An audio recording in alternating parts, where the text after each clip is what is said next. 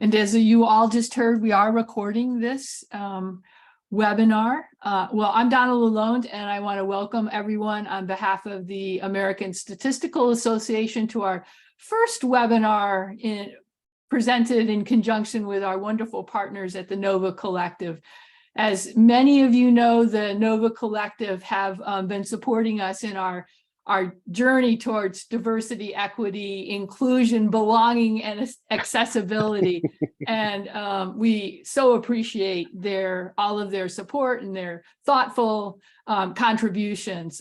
Today, we're going to have a webinar, Social Identity Beyond the Demographic, and your facilitators are Justin and Becca. In a moment, I'll turn it over to them to introduce themselves, but I also want to acknowledge that we have Casey from the NOVA Collective. And since we are recording, if you would prefer to ask an anonymous question, you may put that in chat and send it directly to Casey.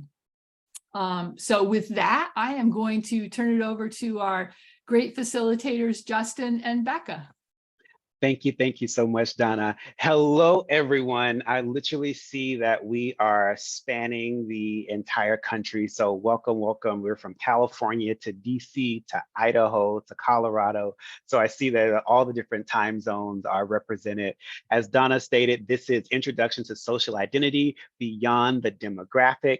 And so that I am not a talking head, my name is Justin Key. If we could, my name is Justin Key. My pronouns are he, him, his, and I will be co-facilitating this session with the incredible Becca Barish. And just to give a little bit of background about myself, because I know that you all have been working with NOVA for quite some time now.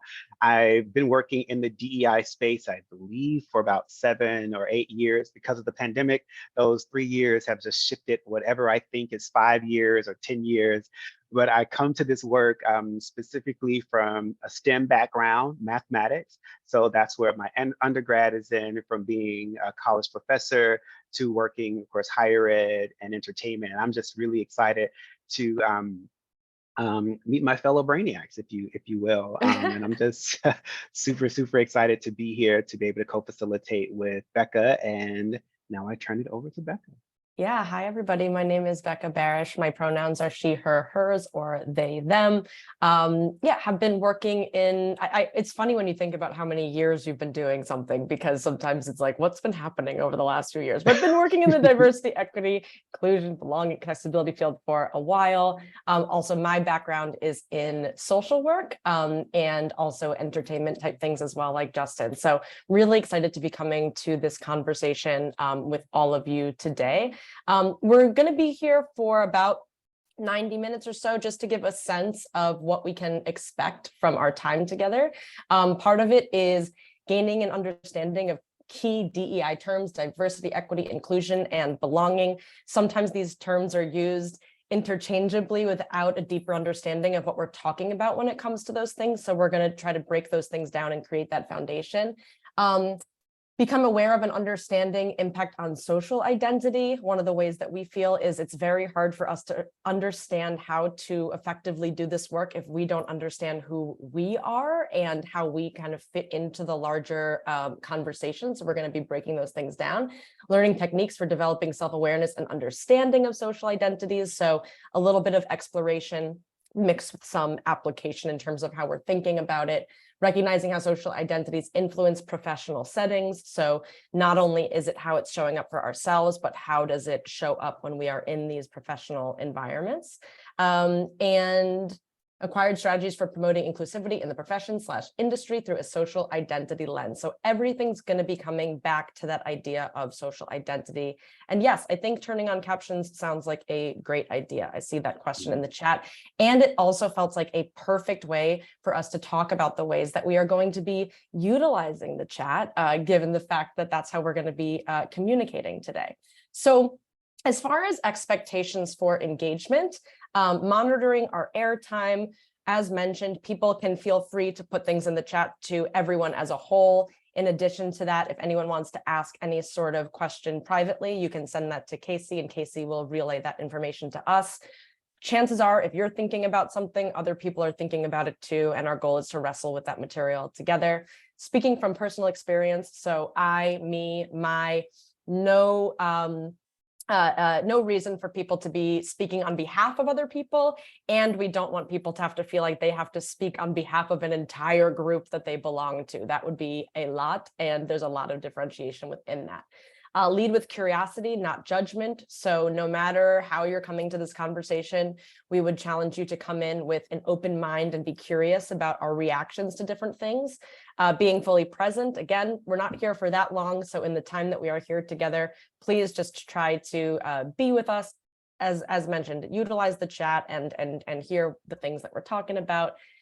What's learned can leave. What is said stays. What we mean by that is confidentiality is going to be really important, especially if people are going to be sharing anything specific. There's no reason to be sharing those things outside of this space. So we can talk about the things that we've learned, but no reason to share the specifics of what other people have said. Intent versus impact, regardless of our intentions, we want to make sure that we're taking responsibility for impact. So there might be times where even though our intentions are wonderful, that's not how it lands for someone else. And we want to make sure we're taking responsibility for that.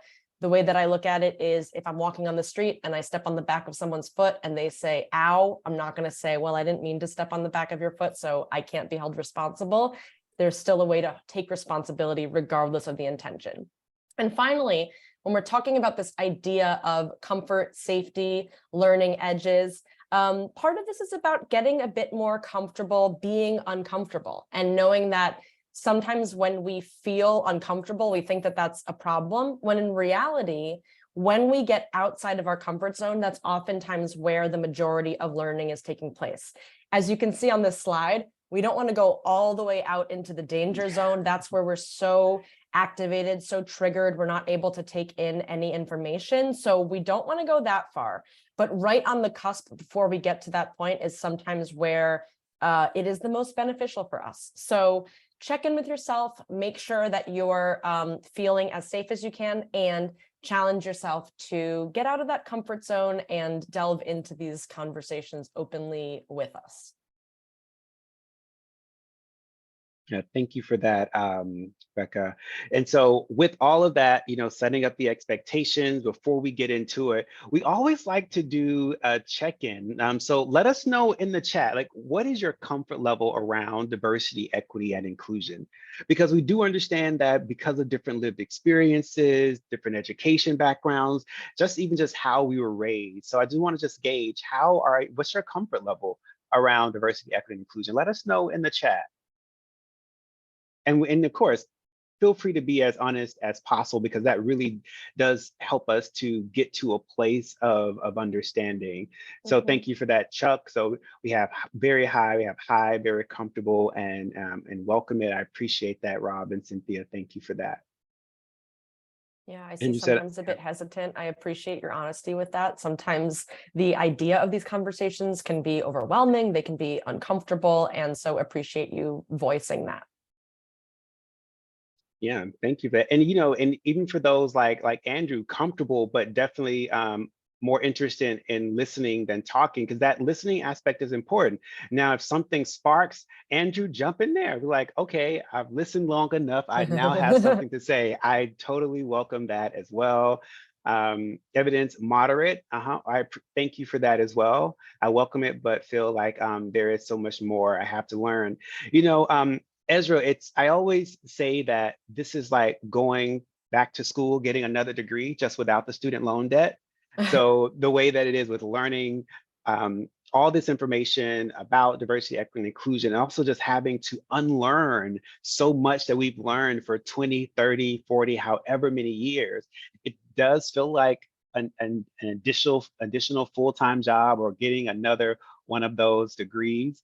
So I do just appreciate you all first of all, I just appreciate you all being here and taking the session, because you could be spending this hour doing something completely different. So I just want to appreciate you all for being here. And something that Justin and I have talked about too is that we come into these conversations with a sense of nervousness and anxiety too, because there's always going to be times where we're making mistakes or things that we're learning along the way. And so there's no version where we suddenly are completely enlightened and everything done from that moment forward is ideal, as much as it's a constant process and space of growth. Correct. Even as practitioners. So we're definitely following. Yep. Cool. Love seeing these comments here. Comfortable is learning to growing to do better. Hi, but I would like to see it paired with excellence. Worked in pre-college DEI work, but always wanted to grow and be uncomfortable. Comfortable, but always learning in the middle of Trump country. So on a different edge of diversity without the student loan debt, but also without the structure that courses often provide. Yeah, I hear that. Yeah. And Andrew, I will say, even to the structure, I know personally that structure, a classroom structure, is how I learn best. Like and we're learning now all the different ways and all the different types of learning environments that people thrive in. And I think it's important that we know how we thrive best. And that classroom setting is definitely how I function and learn better as well. So thank you for that. And once again, throughout the session, please jump in the chat. Please message us privately if you feel more comfortable that way as well. So thank you, thank you, thank you. And now we're going to get into defining the work. Becca stated earlier that a lot of these different terms around DEI are interchanged. And so we just wanted to just focus on a couple of these. We're not gonna exhaust these, but we just wanna let you know that when you hear DEI or DEIB, sometimes it's used as a grouping, but they have their own unique and individual meaning. So diversity is a fact. So diversity is the representation of individuals within your organization that makes up a ton of different social identity groups. So race, gender, ability, socioeconomic status. So that means that I, singular, Justin Key, is not diverse. I am one person. Once again, diversity is a representation of individuals within an organization. So myself, Becca, and Donna, we're diverse. We could be diverse in age, socioeconomic status, education level. So thinking about that, it's that fact, those numbers, like that's something that can't be disputed, that different social identity groups of diversity is represented in multiple people. And then when we look at inclusion, inclusion is that choice. So that means you're actively choosing to create an environment in which individuals feel like they are welcome, they are respected, they feel safe and supported, where they can actually contribute to the space, to the organization, to the group, to the topic, whatever is being presented. So once again, you have all of these different diverse groups and diverse perspectives and made up all these different social identities. And then when you have them, then we look at inclusion. Now, are you creating a space where all of these diverse people from all these diverse backgrounds and identities come together? Are you choosing to create an environment where they feel safe, that they feel respected, they feel valued, that they can contribute to the statistics industry, the statistics profession, the actual organization? Because it's one thing to bring all these people in, but then there's no environment where they can actually be able to contribute and participate in a way that feels comfortable, safe, and healthy for them. So just keeping that in mind, diversity and inclusion. And now we're going to look at equity and belonging. So equity is an opportunity. So it goes beyond equality. So with an example that I love to use when breaking down equity and equality. So if myself, Becca, and Donna go to an ER, I have a snake bite, Becca has a broken leg, and Donna has a headache. The doctor comes out and gives all of us aspirin. That's equality. Everyone gets the same thing. But when you have equity, that means the doctor is coming in, is giving me antivenom for the snake bite. Hopefully there's some on hand.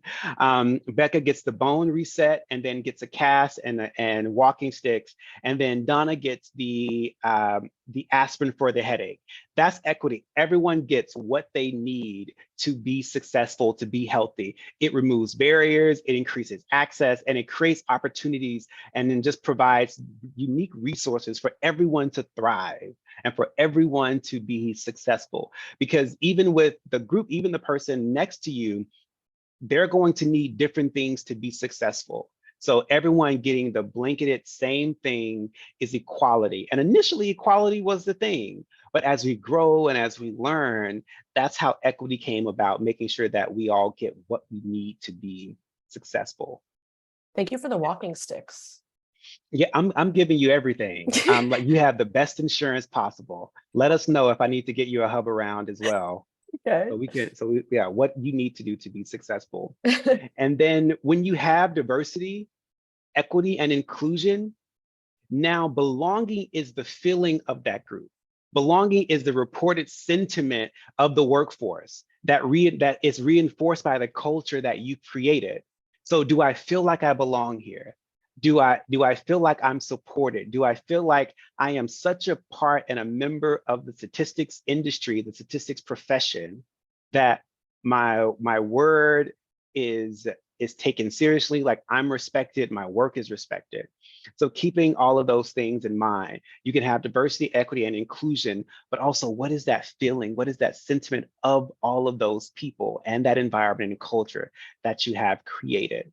So just want to keep that in mind as we continue to just define and making sure that we have that shared language. And now we get to unconscious bias. So I will say this, if you are human, you have bias. Now I will say, if you're from the Marvel universe, I don't know how many people are a fan of Marvel movies or Marvel films. They're a totally different world. So if you are human, you have bias. The Marvel universe may be a little different, but because we have bias, these are those learned stereotypes that operate outside of our conscious awareness. So they can happen whether we know they're happening or not. So they can be really automatic, just like falls trippingly off the tongue. They can unintentional, deeply ingrained, as well as universal. And these types of biases or learned stereotypes, they really do influence how we treat people, how we treat certain groups, how we treat certain genders. And so just being mindful that because we have these biases, that it's important that we know how to mitigate them, because we can't mitigate them if we don't first know that we have them and then acknowledge that we do have them. And then looking at confirmation bias, it's the human tendency to find favor and to use information that confirms our pre-existing views, if you will. It says, oh yeah, thank you for that. It's very helpful to acknowledge how universal biases are for everyone. Yeah, totally deeply ingrained. And I think you all will definitely enjoy this example of confirmation bias. I believe Becca has definitely heard me give this example before. I was born and raised on a farm in Tennessee. So going to college in the city to study mathematics, the very first day of undergrad, I knew no one, and I'm in the cafeteria and I'm literally holding my tray and I'm shaking. The tray is literally shaking because I'm terrified. And I scanned the entire cafeteria and I said, who looks like me? And I had glasses, I had ankle beaters, I had my jacket, I was full on nerd in nerd mode. And I said, well, if I can find people who look like me, then perhaps they would also be the math and science and engineering majors. And once I scanned the cafeteria and I saw a group of people with glasses and they're drinking milk and they were literally solving problems at the table. And I was like, oh, these are my people. And I went to the table and I said, oh, can I sit here? And they was like, yes. And find out they were actually the math, science, and engineering majors. So in that instance, confirmation bias worked perfectly. Also, because I was just a terrified country Southerner in the big city. But confirmation bias can confirm pre-existing views about certain people or certain topics. So that can be derogatory towards certain people or certain groups. So just like, of course, being in the statistics field, you could look at 12 different articles and all the 12 different types of research. 11 can tell you that you're wrong, but then you find that one article that agrees with you, like, I knew it, I knew I was right the entire time. So that confirmation bias is seeking out that favor of those pre-existing views that you already have. So just being mindful that that's the brain's shortcut. And it really is just so ingrained, but knowing that it's so ingrained that we actually have to be able to mitigate when it starts to cause harm toward people or a certain group or demographic. Yeah, and also it makes me think of also how those biases can be in both directions, where sometimes it's judging people negatively, or sometimes it's also judging people positively, where we might have something in common with someone else, and then our bias kicks in and we're like, okay, cool. So that must mean that we can relate with one another, even if that's not necessarily true. I'm curious if people can share in the chat, because to build off of what Nicholas said in terms of how universal these biases are for everyone, where are some areas that you think that these biases might stem from? Where are places that we might be exposed to that can impact how we view the world, or some of those fast tracking thoughts that we might have? Would love to hear from some people. What are either situations or settings or people that can add to these feelings, these sentiments? Great. So I see the environment / culture that we grew up in. Yep, absolutely. That can definitely have an impact on it. Media, politics, right? And Fred, to even build off of that, to go to Justin's point about confirmation bias, that sometimes we're also seeking out media or seeking out certain stations or publications that are going to confirm the things that we already believe. Similarity bias, the tendency to be around people like you. Yeah, there's also empathy bias, the bias of empathizing with people more so when we connect with them more or have more things in common. Any other thoughts in terms of where these might stem from, other places? Yeah, so in thinking about this, I think the reason I wanted to bring this up, to go back to Nicholas's original point, is not only are these biases so universal, but they come from all over the place. The people that we talk to, the places that we go, the media that we ingest, it's everything. And so it's very hard and we have to be very thoughtful about being mindful of the things that come up and how to respond to them. So we said we were talking about what we were going to be covering today, that much of it was going to be stemming around or from this conversation around identity. And when we're talking about identity, there are all of these different identities that each of us hold. And even to go back to what Chuck was saying before about external diversity, there are some of these things that might be more external. There also might be some things that are not necessarily seen, but experienced or felt. And in addition to that, these different identities that we hold can also impact our experiences that then impact the various things that we're bringing to the table. So in looking at this list, age, race, ethnicity, culture, sex, gender identity, gender expression, sexual orientation, socioeconomic status, education level, religion, spirituality, citizenship, ability, body size, you can see that these are falling on different sides of this list. And that's broken down by dominance and marginalization. And a few things to share as it relates to these ideas. When we're talking about these dominant identities, very often these are identities that have historically had more access to resources and opportunities. In addition to that, you'll notice that we're not saying dominant and minorities, partially because sometimes even if someone is in a group that has a larger number, that does not mean that they have that access. So for example, even if there are more women than men, women would still fall into that marginalized category.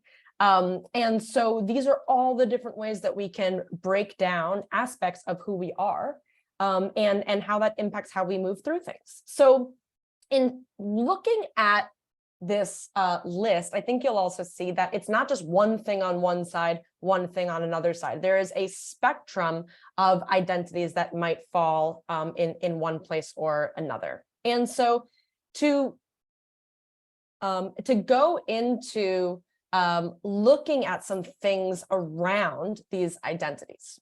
Number one, very often we are thinking more about our marginalized identities than our dominant identities. And the reason for that, I mean, there's many reasons, but one of the reasons for that is if it feels like things are created for me, I might not necessarily have to think about that identity. Whereas if I'm feeling a bit of resistance, I'm probably going to think about it a lot more. So for example, if we're talking about things even related to, here, let me go back here for a second.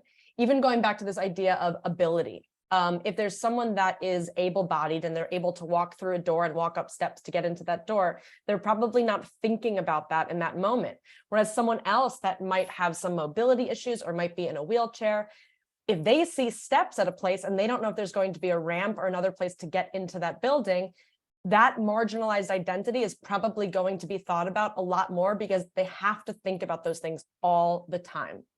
And as I said before, some of these identities are visible and some of them are not visible. So for example, if you're looking at Justin and myself as it relates to race, the moment that Justin walks into a space, there's going to be acknowledgement about the fact that he is a person of color in comparison to myself. And in addition to that, if we're talking about things like religion, I could walk into a space and kind of determine if I want to share the fact that I belong to a particular religious group or if I don't. Whereas someone else who's wearing a hijab, that's going to be a more visible aspect of their religion because of the fact that that comes with what people observe from them. Some of these identities transform over time. So for example, socioeconomic status, sometimes we might be born in a particular socioeconomic status, and then through our life, we might change to a different one. Regardless of that change, we're probably going to hold the experiences of what had come before. This can also be religion. This can also be related to different aspects of how we express ourselves. Age, I'm sure, is something people have experienced in a large way in terms of what the world feels like and how you move through it at different ages of your life. Also, what we feel on an individual level doesn't always align with what's happening institutionally. So for example, there's a lot of ways where I may not necessarily be feeling a lot of the marginalization that relates to being a woman. That being said, I also am aware that despite the fact that there's pay gaps for women in comparison to men, I know I'm speaking in a bit more of a binary way, that maybe the fact that I also grew up in a socioeconomic status that was more stable and was able to take more unpaid internships, which bolstered my resume, which then led to other opportunities, might make it so that I'm not feeling that as much, despite the fact that I still belong to that marginalized identity. And while this is looked at through a US context, dominance and marginalization occur globally. So there may be some things that we're thinking here in terms of how they relate to the United States. And there's still lots of ways that these areas of dominance and marginalization are still going to be showing up or being felt no matter where we are across the globe. So lots of things to take in as it relates to this, but our hope is that this helps us understand the complexity of all of this and how different identities and experiences can be compounded by one another, and how there's just so much variety within each of ourselves and our experiences and our identities. And so in reflecting on this, we want to take a poll to ask, how conscious are you of social identities in general? So A, I am conscious of social identities. B, sometimes I consider social identities in certain situations. Or C, rarely or never, I haven't given much thought to social identities. So we're going to get a poll up on the screen for you. And we might be coming to that second question later because it's showing both of them. But for right now, you can just click that first one.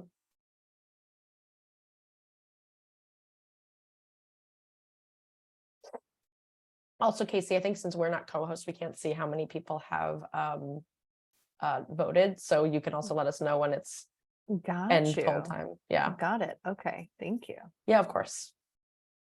Yep. And reminder, we're just focusing on question number 1 at the moment. We'll come to question number 2 in a second.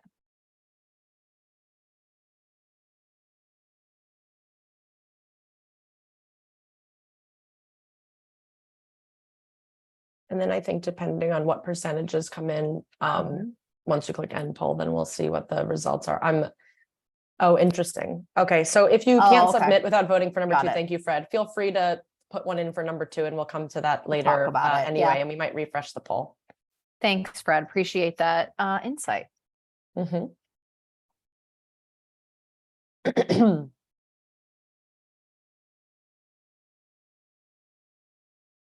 No, the suspense is killing me. I know. Got 82% participation.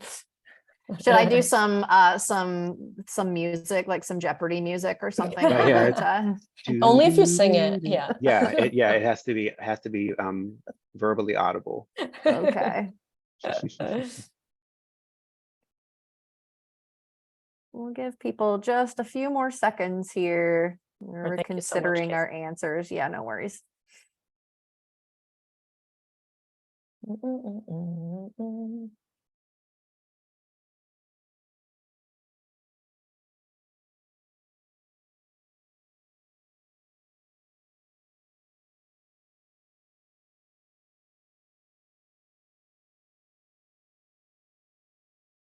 Okay, questions are up for 2 minutes, so we're going to end poll now and look at Thank our you. results here.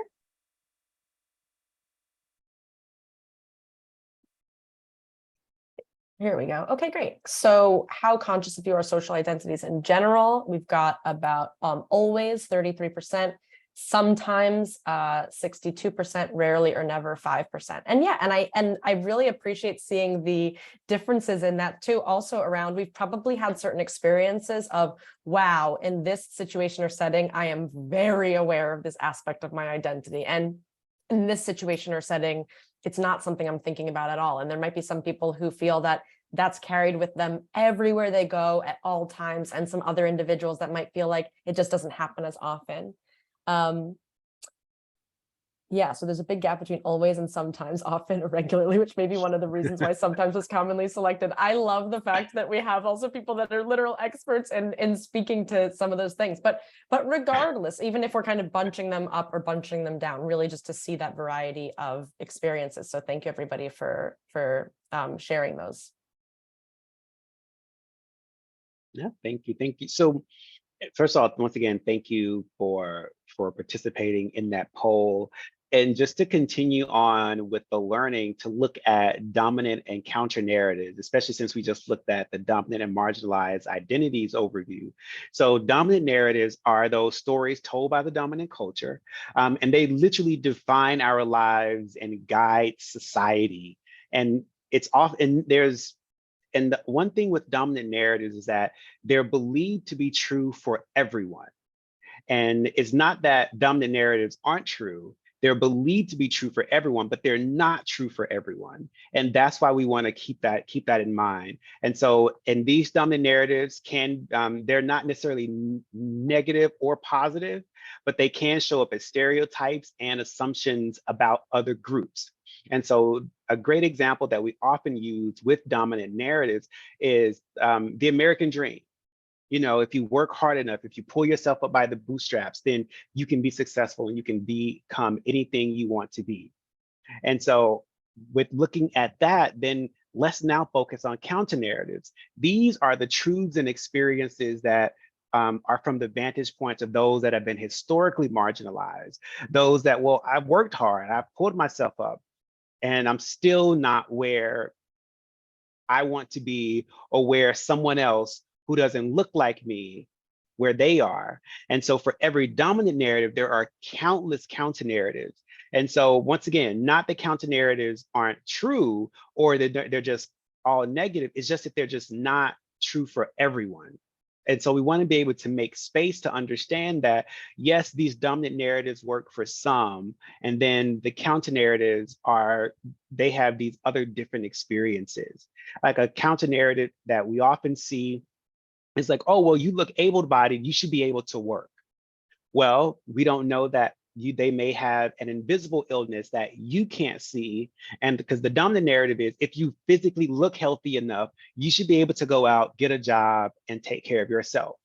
But they could have a debilitating illness where they can't even stand for more than 2 hours a day. But you don't see that. You just seen them standing for that small period of time. Maybe they have ADHD. Maybe they have autism, and we don't see those things. So just being mindful of that is really, really, really important on just examining that. And even those that are marginalized and they have marginalized identities, they often take on the dominant narrative stories so that they can actually be able to survive in the dominant culture. So if I know that I have to take on this type of mentality and this understanding so that I can make a living, keep that in mind as well.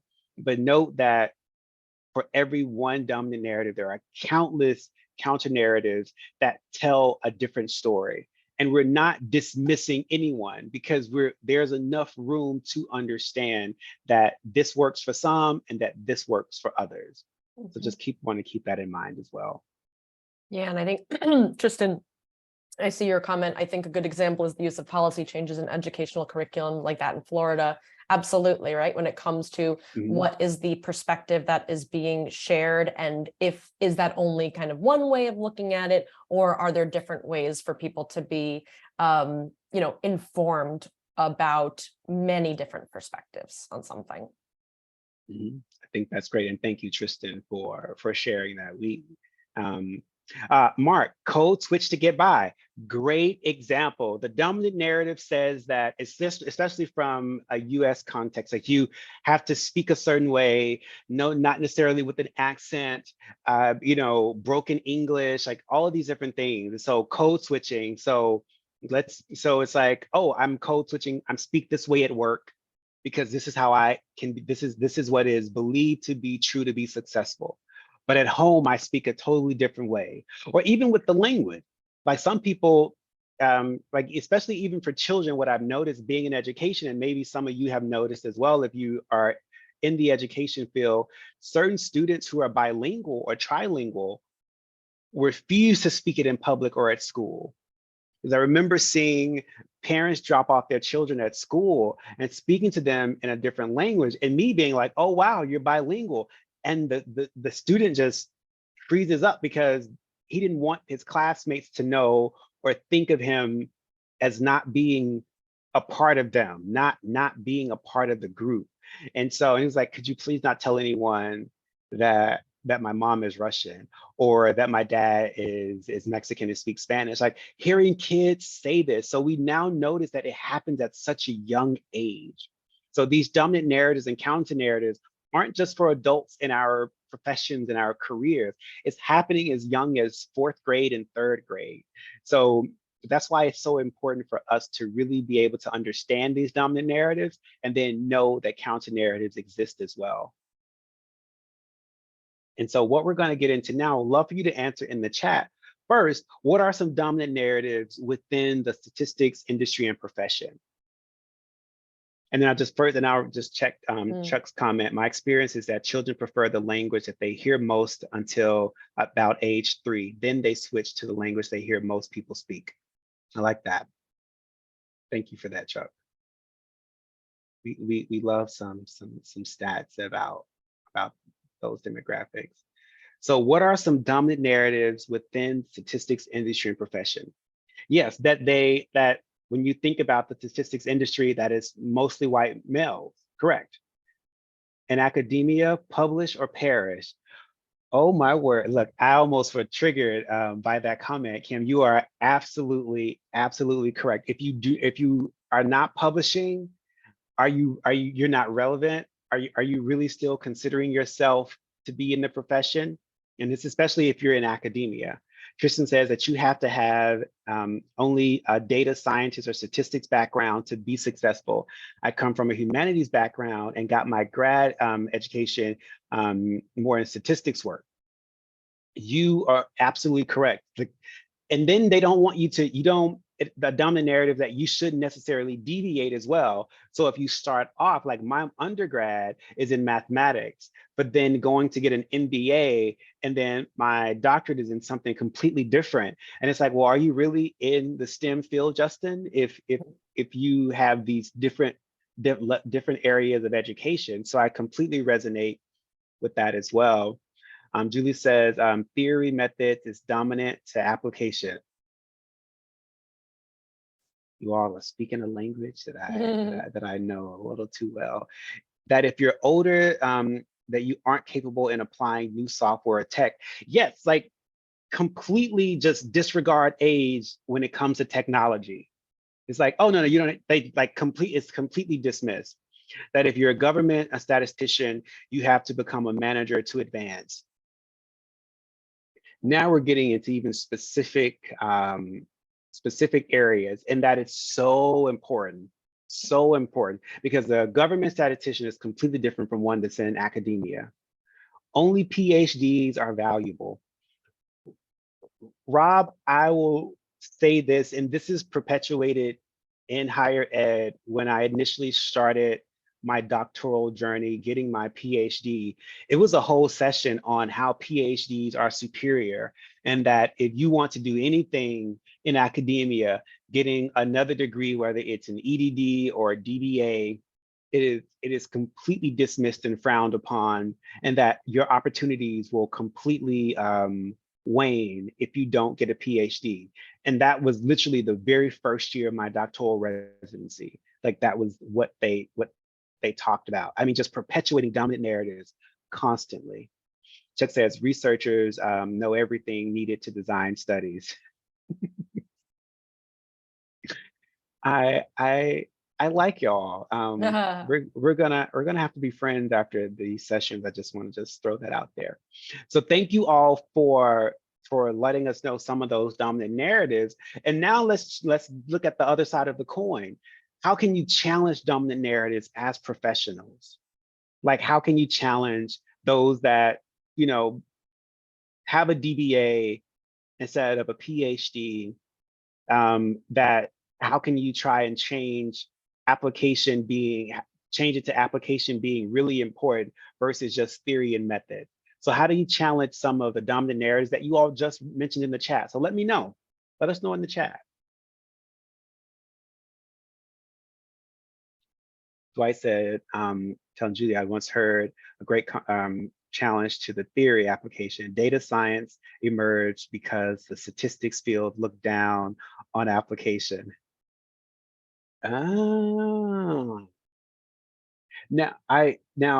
Dwight, can you even go into a little bit more detail about that?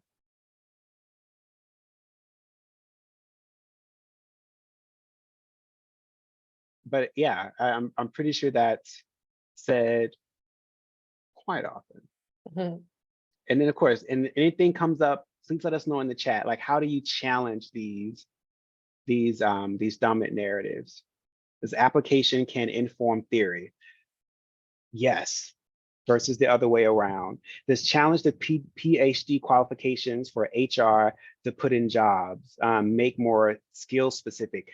Yes. So Andres, what's happening, I really love this skills first approach that a lot of organizations and companies are adopting, because skills and experience, I mean, you can be in a classroom getting all these degrees, as Becca and I have multiple degrees in all these different areas. It's one thing to be in the classroom, and then let's say Becca with the patient, and then me standing in front of corporate execs. Like, it is completely different, completely different.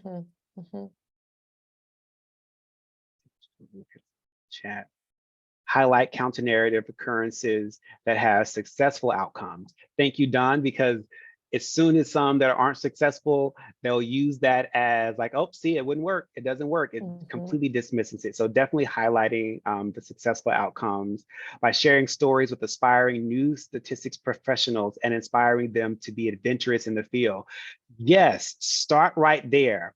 Like, you can start where they are. Those that, oh, I think I want to study statistics, or those that have just graduated from college, or those who are majoring in stats or an area within the statistical field in undergrad. Like, starting there is really important. Experience can substitute for class study. I am a product of that as well. Champion resetting and unlearning to excite new learning perspectives. This feels like a statistics TED Talk. And I just want to let you all know that I really do appreciate the information that you all are putting in the chat. And Donna, I'm so glad that this is being recorded for those that aren't able to attend, because this is really great information. Like, you are literally on the grounds doing the work, and notice the dominant narratives and literally giving actionable challenges to these dominant narratives. that have for so long excluded so many different people. Mhm. Yeah. Learning Mhm. something. Sorry. Yeah. No, I was Becca. going to read what you're reading, so you're all Oh, good. learning something seemingly unrelated to statistics can create better statistics. And I'll say this, and hopefully it's not too shocking. It shocked my parents, and I was almost written out of the will when I got my degree in mathematics. 2 months later, I moved to California and I got a degree in acting. I wanted, and it opened up so much more about the mathematics and the statistics space for me, because then I saw numbers everywhere. And then I was able to really speak from a totally different creative perspective because of that numbers background. So you're absolutely right. Unrelated fields, I definitely think will then create other ways for us to utilize and learn about statistics. And thank you, Mark, for that. I'm going to make a note of that. Yeah, and I think to go back to what Evans was saying before, but the champion resetting and unlearning to excite new learning / perspective, just really how, as we said, when so many of these are so ingrained or they're so automatic, that it's not just that those things will reveal themselves to us naturally, as much as we have to put in effort and put in work to try to understand what those different perspectives or considerations are that we might not have access to as readily.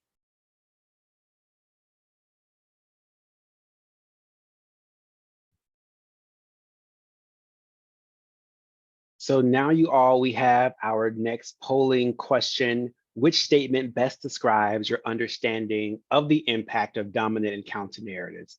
So let us know. A, I'm familiar with the concept and its implications. I have a basic understanding, but would like to learn more. And I'm not familiar with the concept, even though we just went over it. So if it was your first time, just let us know with this particular poll question. And it has launched. It has launched. Thank you, Casey. You are welcome.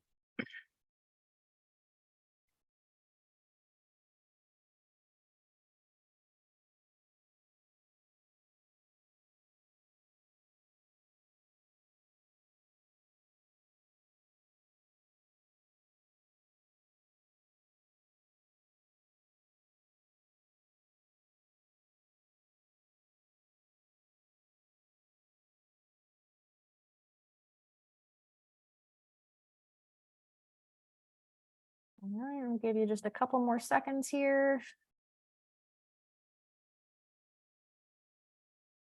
It's like I'm moving because there's a song in my head, even though there's no song that's actually playing. Look, no.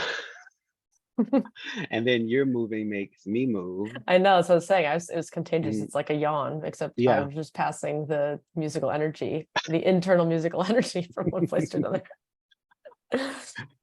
All Not to right. mention Donna has the best picture that's up. All right, here are your results. Can you see those? Yes, thank you. Yes, thank you. Perfect. So we have 34% that says I am familiar with the concept and its implications. And then 61% says I have a basic understanding, but would like to learn more information. And then 5% say I'm not familiar with the concept of dominant counter narrative. So thank you all for letting us know that. And there are 2 other sessions that Becca and myself will be doing. So it just, though they're all standalone, there's great information that you can glean from them. So if it's like almost like a shameless plug, if you will. So see us for the next 2 sessions as well. Thank you for that. It makes me And- think about too that there's if people have seen the FedEx logo, that once you see that arrow that exists between the E and the X, I believe it is in FedEx, like you can't unsee it. It's everywhere. It reminds me of what you were just talking about, Justin, in terms of being in school and seeing the numbers everywhere in different sorts of ways, where regardless of how some of these dominant narratives might be more regularly expressed or in certain cases imposed. Once we start seeing them and spend more time trying to find them and think about what those counter narratives are, suddenly it's like, whoa, they are really everywhere. They are quite pervasive. And then just want to call attention to Mark's comment about wanting to learn more because the dominant culture is being imposed in different ways politically.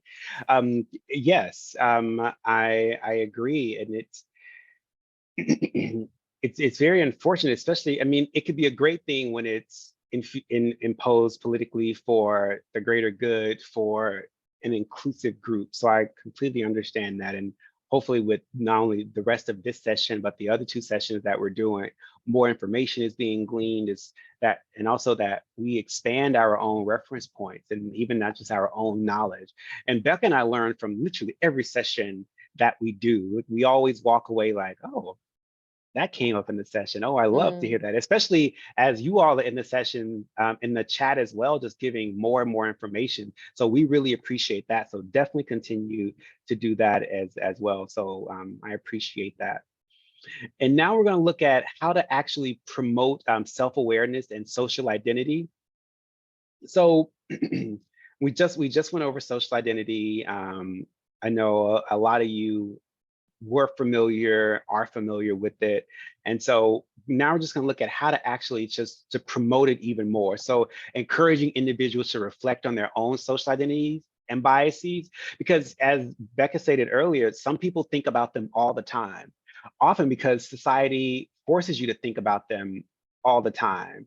And so like whenever I walk into a space, you know, some people are like, you know, well, I don't see color. And I'm like, well, I don't know about you, but that's the first thing I notice is my color in certain spaces, like even in the STEM field. So majoring in mathematics, like how many, like my professors and my fellow classmates, and even the career opportunities afterwards. So I think it's so important that we do focus on our own individual social identities and the biases that those identities bring, because as we are human, we have those biases. So checking and understanding my own biases, like that's really important, that self-reflection, self-work. And then to even go a step further is that identity mapping, like, you know, the identities, how they represent, like, and then the social identities and the aspect of self. So let's map them out, like mapping out all the different social identities that you have. I think that's really important. And once again, it's self-work. It's not, I'm not mapping out Becca's, I'm not mapping out Kristen's, I'm not mapping out Mark's or Chuck's. I'm mapping out my own to make sure that I understand, to ensure that I'm not perpetuating or projecting my own biases onto others. And then dialogue and listening. Communication is so important. Creating spaces that respectful spaces where people can actually talk and voice their opinions about their feelings, about their experiences. Because I don't have the same, if I want to be an ally, if I want to be inclusive, I haven't had the same experiences, lived experiences as Becca. So I need to be able to listen and dialogue with Becca. I can't say if she tells me that she experienced something, oh, no, you didn't experience that. I don't believe that.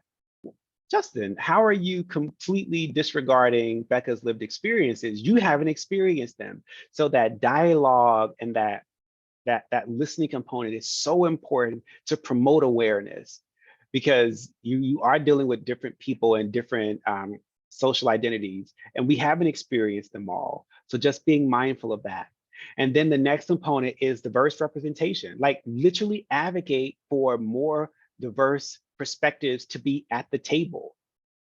And of course, not for show, but creating, just like we talked about diversity, equity, inclusion, belonging. Like, do they actually feel like they belong? Are you actively creating a space where the diverse representatives, a part of your profession, a part of your organization, feel like they can actually voice their opinion without being retaliated against or demoted or gossiped about or talked about? So it's important that we don't just create diverse spaces, but we also have that representation feeling comfortable like they belong, or they genuinely feel like they belong and that their opinions matter. And then including them in leadership and decision-making roles. Because what we've all seen in the media is that companies will brag about diversity, but then we look at the charts, and then those that hold different marginalized identities are not in decision-making roles. They are not invited to be in leadership. They're there as placeholders, faces, and they're meeting quotas. So it's not enough to just have them a part of the organization, but have their perspectives in leadership and also decision-making roles. And then metrics and accountability, because we can talk about this all day, but where's the data that backs it up? So set these measurable goals and really do hold the profession and these organizations that you are a part of accountable. So you can't say we're going to diversify the membership of ASA. Okay, what are the measurable goals? How are you recruiting? What schools are you going to? Are you going to HBCUs, which are historically Black colleges and universities? Are you recruiting? How are you providing discounts for student membership? All these different things. Who's invited to your conferences to speak? Who are the leading experts? Are they all the same? Are you actively seeking diverse perspectives from those that hold marginalized identities? And these are just 5 of the ways in which we can actually promote awareness and social identity to ensure that we are doing it right and we're hearing from these people. So just some. Now, are there any others, like if you let us know in the chat, are there any others that come to mind? You just want to pop in the chat as we continue on? Just drop those in the chat if anything comes up of how you can promote self-awareness, even if some of the things that you've done yourself, like if you're like, oh, I've worked on this and it's been really successful or helpful, definitely let us know in the chat as well. Yeah, even if it's something that falls under one of the umbrellas of the things that are mentioned in terms of what that looks like specifically. It's interesting to see and hear about what that looks or sounds like. Yes.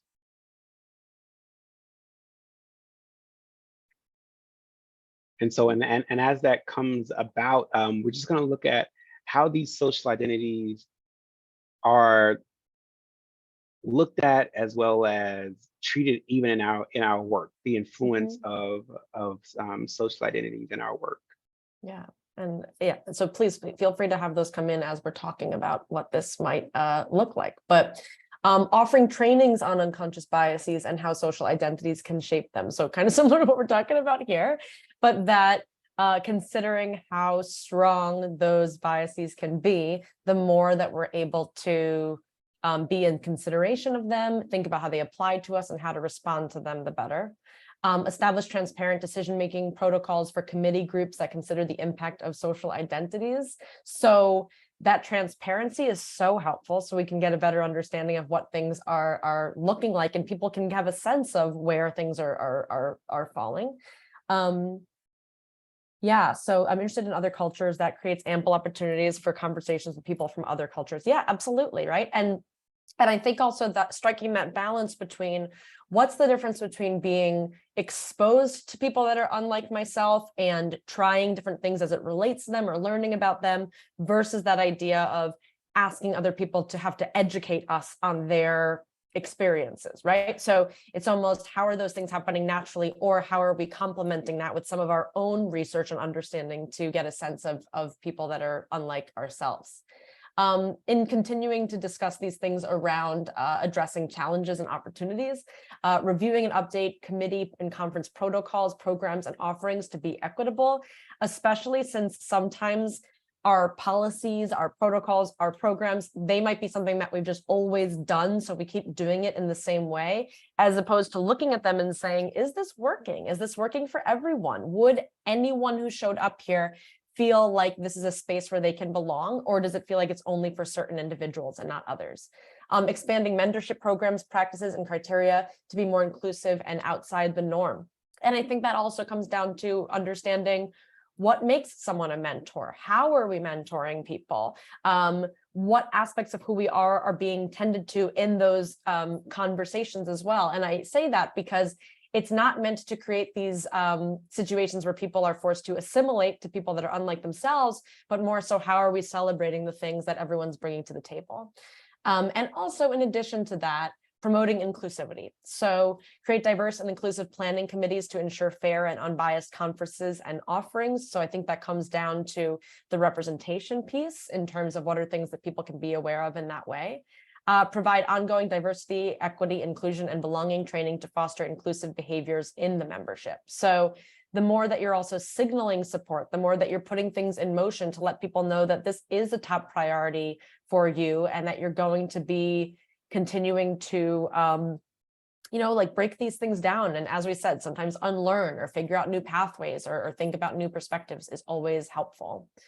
To go back to what Justin was saying before, any other things that people believe can be helpful that you've either seen done or you think could be done as it relates to, thinking about how to promote more of that self-awareness and social identity? Just want to leave space for that for a moment in case there's anything else.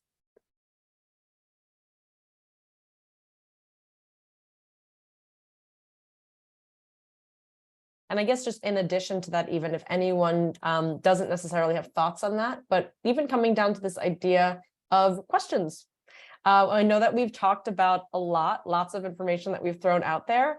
If there's things that people are curious to hear more about, or anything that we've said that felt confusing, or anything that you find yourself wondering.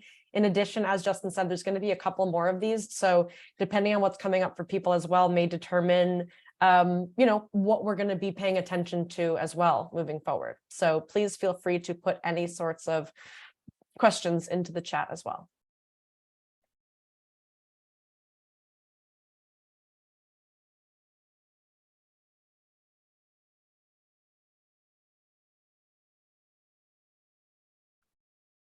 So Becca and Justin, while we're waiting for my very shy colleagues to jump in,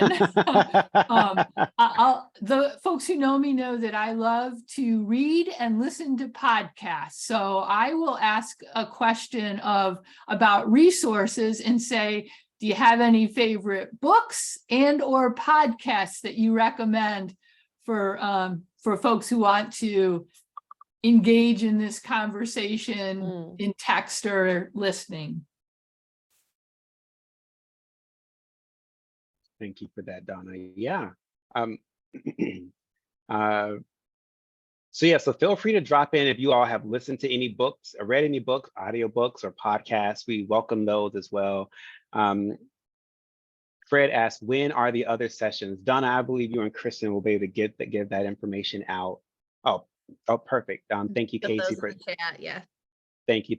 So the other two sessions are on August 15th and August 29th. Dwight says, what are some good written resources for learning more about becoming an example for colleagues for challenging dominant narratives without, Dwight says, without getting fired? Thank you for that question. And then for those that have recommendations on that as well, definitely let us know. Yeah, and I think this also speaks to the balance between what's happening individually versus also what's happening structurally as a whole. I see another question that came in. If you feel you need to speak up to express a different perspective or to address an inequity you feel is occurring within a group, how can you speak up in a way that doesn't create more problems forcefully but not destructively? And I think that's part of what we'll also be talking about in some of these future sessions, I believe, Justin. Yes. But also even thinking about who feels like they have the ability to say something, whereas other people might feel like they can't say something without, there being any level of retaliation. Or sometimes also what happens is we feel worried about being misunderstood. And so we'll talk about that also as it relates to calling out the behaviors about what someone's doing, and probably thinking about what are ways that we can align with other people to feel like we're not alone in that, as opposed to feeling like we are the only one that's noticing something. Correct. In matter of fact, Becca just stated, and we're going to talk about this more in another session, but we'll mention it now just because it was asked twice about how do you actually speak up in certain instances. And so that's why we look at a technique called calling out and calling in. I believe we are all familiar with calling out, but it has such a negative connotation. So the way that we explain it is you call out a behavior and you call in a person. So if something is happening where you feel an inequity is taking place, where you feel a bias is being perpetuated, then you want to call in the person. That could look like pulling someone to the side, and it's not a reprimand, but asking questions like, "Oh, I would love to hear how you came to that conclusion." And one of the better ways to do it is the question aspect of it. Like when you're calling someone in, well, how do you understand the organization's commitment to DEIB? How do you think your comment reflects the organization's commitment? So questions like that really allow others to think and for them to come to the conclusion themselves versus us, bashing them and wagging the finger, if you will. And when it comes to calling out and calling out the behavior, it's, oh, I want to push back on that. Like, I believe that other identities or experiences are not just that, because some people can speak from the dominant narrative that is true for everyone. And so that's when, like, oh, I would actually like to push back on that. I've had a completely different experience than that. And so that typically helps as well, because what happens when we hear the word calling out, there's such a negative connotation that people instantly comes on the defensive, and then they're in the danger zone and they're not trying to hear anything. They're not on the learning edge. And so being mindful of that approach, calling them in, pulling them to the side, asking questions to get them to come to a certain understanding, and then calling out, which is challenging the behavior that they're exhibiting. Yeah, and I think really speaking to that behavior piece, right? That we're not saying to someone, you are this type of person, or this was why you were doing that, but instead to say, this is the behavior that I'm noticing. And then we can ask questions and be genuinely curious. I'm looking here also, considering the extent and amount of advocacy and training in DEIBA, what is derailing institutional implementation? And I don't know if you mean that specifically within your organization, or if you mean that as a whole. You can clarify that to make sure we're responding. But I think it also goes back to what Justin was saying up top, where it's like, okay, we've got diversity, we've got the numbers, but then inclusion is action. And sometimes that action is much harder, especially if you're one of the individuals that feels like you're being kind of pulled along because it feels as if these things are serving you, even though it's not. It really does not serve everybody in certain instances, but that it involves people making certain changes. And I think sometimes making those changes can be hard. And I think even to go back to a couple of the questions that came up earlier, sometimes when we feel worried about the institutional practices of, am I going to lose my job? Am I going to miss this opportunity? Am I going to be misunderstood? Those things I think can sometimes get in the way. So it's the mixture of the current that's pulling things in a particular direction, and probably sometimes that fear, or in certain cases, ignorance, to not consider how to move in that opposite direction, which I think we'll also probably talk about a bit more in our later sessions.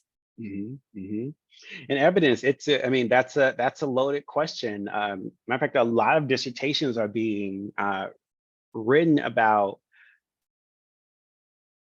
how the stagnation and the resistance to DEIB. And a lot of it, there's many different examples, and even from a couple of studies that I read last week. And it could be from executive leadership not buying in. It could be lack of resources that are being put toward the training and the advocacy efforts of it.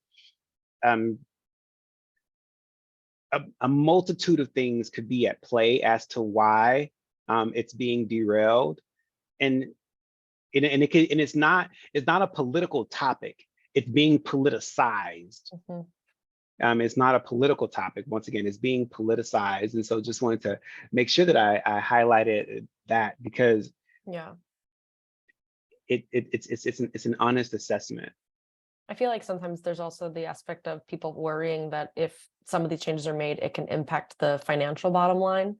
And there's that fear of, I don't want to alienate clients that we're serving. I don't want to alienate anything like that. And so sometimes people choose the option that feels like it's going to provide the best short-term solution, even if it doesn't in the end.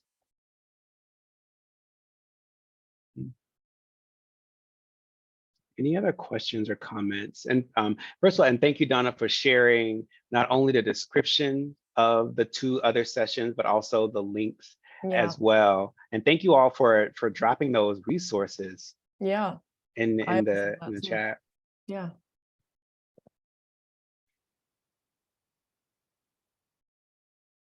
So I'm just looking at the chat. Excellent.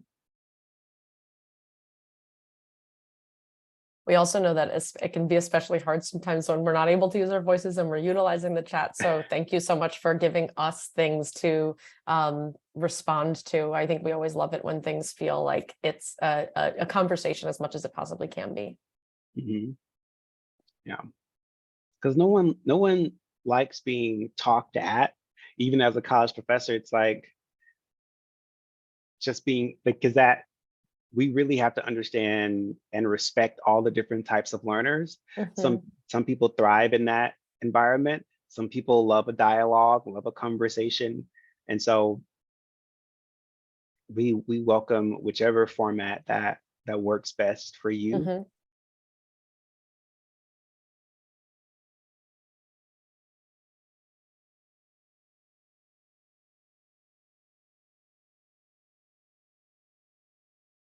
Awesome. Thanks, everybody. Yeah.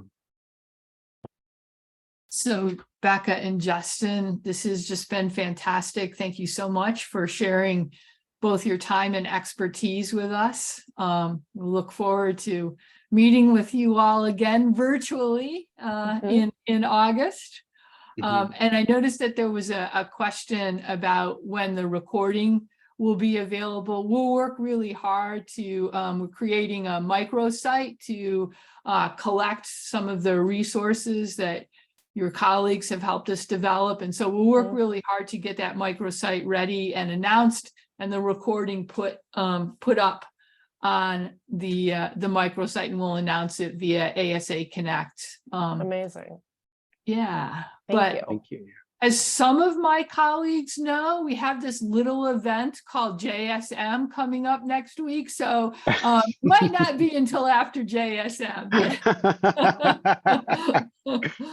I see Chuck's hand is raised. Chuck, did you have a question you want to, or comment you want to put in the chat? I just want to make sure that I respect the hand that you put up.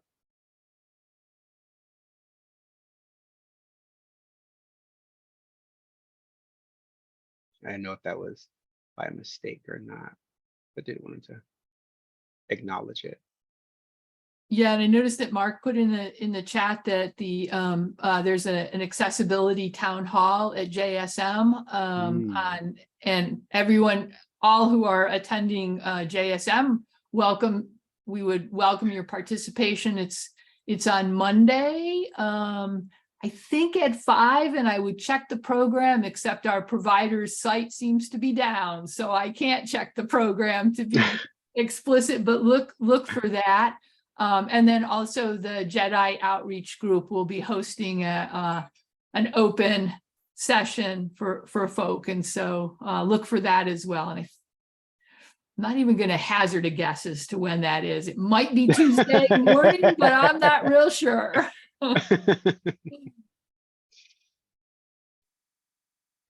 Well, thank you all so much. Everybody. We really do appreciate taking time out of your day, busy days, I'm sure, to be here with us. And we really do just appreciate the level of engagement, the honesty, the authenticity, the vulnerability. And also, I cannot wait to see you all at the next 2 sessions. Tell your other colleagues and members to please join.